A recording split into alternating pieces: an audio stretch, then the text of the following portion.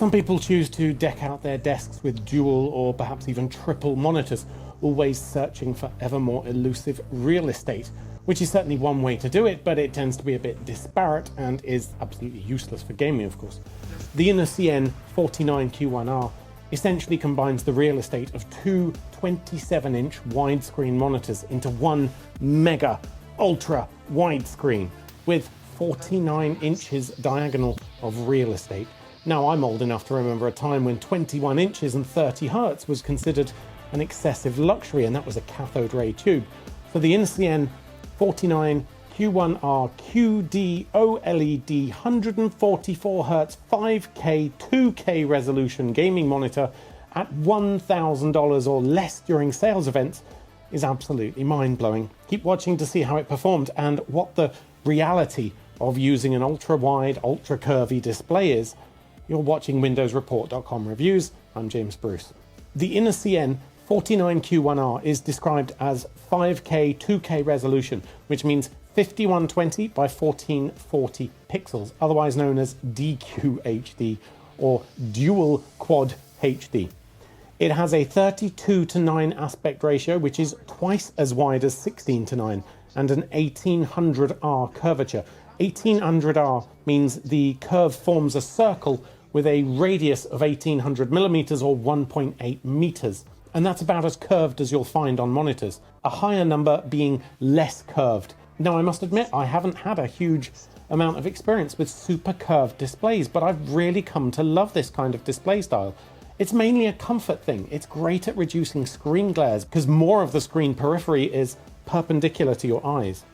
It's a beast, no two ways about it, measuring 1.2 meters across, with a depth required of 37 centimeters from these large stable legs, so you're giving up a lot of desk space for this. At 15.6 kilograms, it's heavy, but not as heavy as I thought it might be. Still, take care when unboxing and placing it. I actually left the screen in the packaging until I had it on the desk. At this size and this resolution, you end up with around 110 pixels per inch. This is a measure of sharpness, so the more pixels you have per inch, the sharper the image. Anything above 100 is good. It's going to provide a good balance between legibility and sheer number of pixels that you need to drive. But of course, the more pixels you have, the more graphics power you need to use them, a point that I'll discuss later. At 110 pixels per inch, I can just about make out the pixels if I get to within like 4 or 5 inches of the screen, but at a normal seated distance, it's absolutely pin sharp as it can be. With a refresh rate of up to 144 Hz, it's going to be perfectly fine for most people, but professional gamers might be left wanting. The response time is a very respectable 0.03 milliseconds, and it features adaptive sync, so again, gaming-focused display primarily.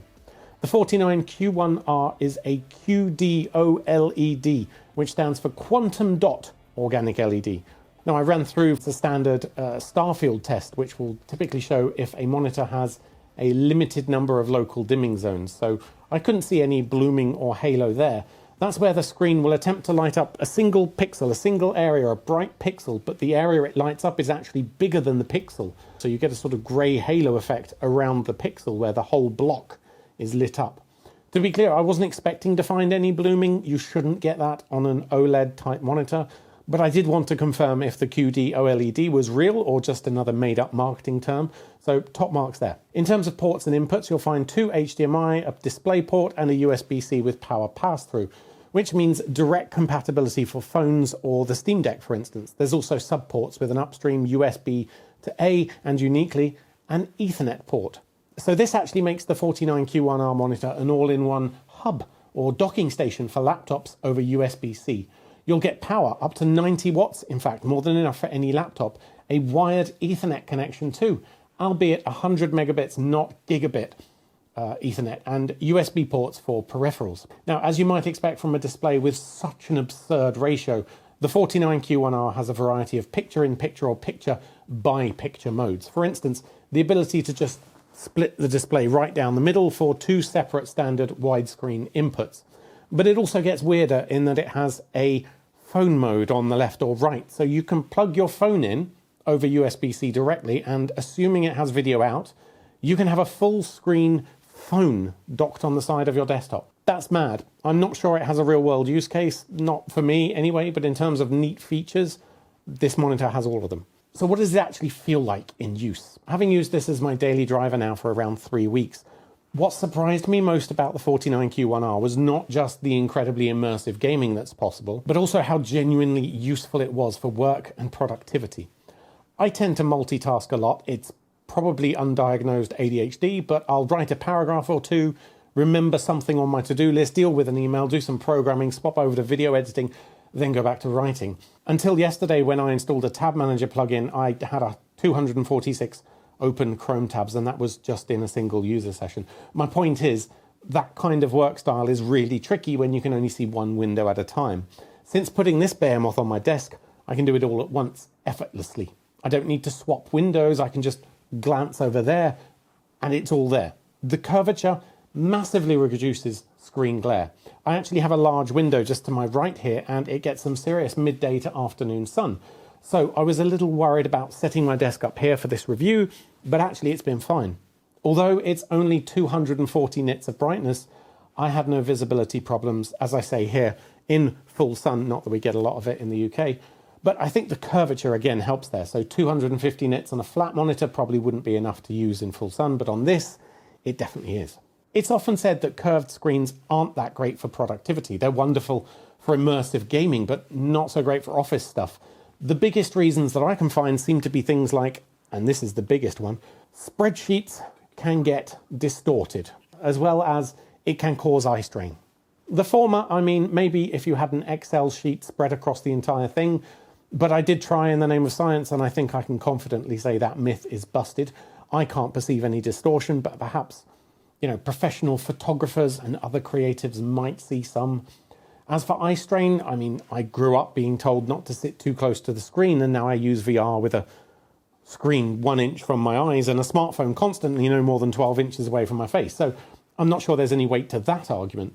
But of course, where the InnoCN 49Q1R does really shine is when you're gaming. Now, the one big caveat here is that while most modern systems and games will support such a ludicrous resolution of 5120 by 1440p, some games will not. I tried a variety of games on this beast of a monitor, and I had overall great results with a few key misses. The problem is that some games don't support the ultra-wide resolution, and the compatibility modes can be a bit hit and miss too. Cyberpunk 2077, for instance, native support for 5120 by 1440p, though I will note that my poor 3060 Ti could barely keep up with 30 FPS. So remember that you're effectively rendering the same number of pixels as a 4K display, just in a different aspect ratio.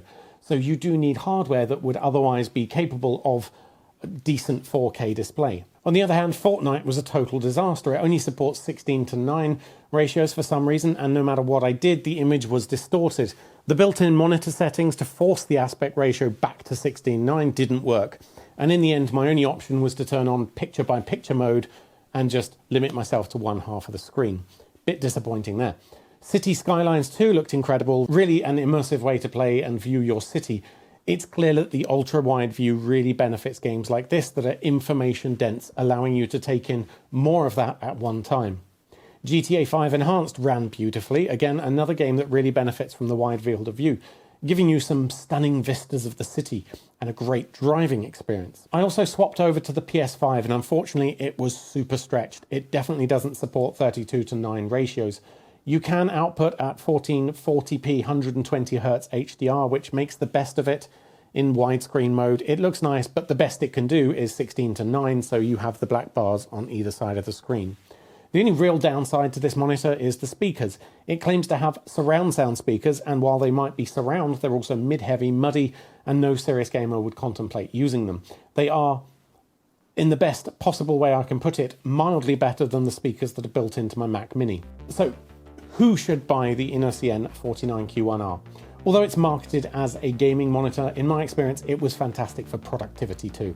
Now, I'm not a professional creative, I don't think so anyway, so I couldn't notice any distortion when I was editing videos or spreadsheeting. But if you're sensitive to that sort of thing, then perhaps not for you.